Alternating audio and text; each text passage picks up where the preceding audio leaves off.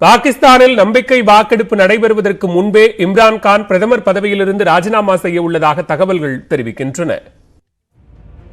பாகிஸ்தானில் கடந்த சில ஆண்டுகளாகவே பொருளாதாரம் கடும் நெருக்கடிக்கு ஆளாகியுள்ளது. கடுமையான கடன் சுமையால் சிக்கல் ஒருபுறம், பொருளாதார வீழ்ச்சி மறுபுறம் என இரட்டை சிக்கலை சந்தித்து வருகிறது. பொருளாதார சுணக்கத்திற்கு இம்ரான்கானின் தவறான கொள்கைகளே காரணம் என்று குற்றம் சாட்டி வரும் எதிர்க்கட்சிகள் நாடாளுமன்றத்தில் நம்பிக்கையில்லா தீர்மானத்தை தாக்கல் செய்துள்ளன. இந்த தீர்மானத்தின் மீது வரும் 28ஆம் தேதி வாக்கெடுப்பு நடக்கிறது. மொத்தம் உள்ள 342 எம்பிக்களில் 172 பேரின் ஆதரவு தேவை. இம்ரான்கானின் ஆளும் தெஹ்ரிக் கட்சிக்கு 155 எம்பிக்கள் உள்ளனர். ஆளும் கூட்டணிக்கு பிற கட்சிகளை சேர்ந்த 23 எம்பிக்களின் ஆதரவு உள்ளது.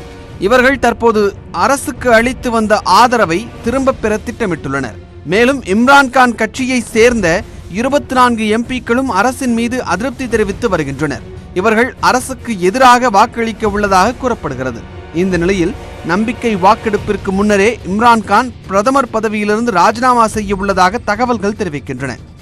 இஸ்லாமாபாத்தில் தெஹ்ரிக் கட்சியின் சார்பில் ஞாயிற்றுக்கிழமை நடைபெறவுள்ள நீதியுடன் நிற்பது என்ற பேரணியில் தனது ராஜினாமா குறித்த தகவலை அறிவிப்பார் என்று செய்திகள் வெளியாகியுள்ளன.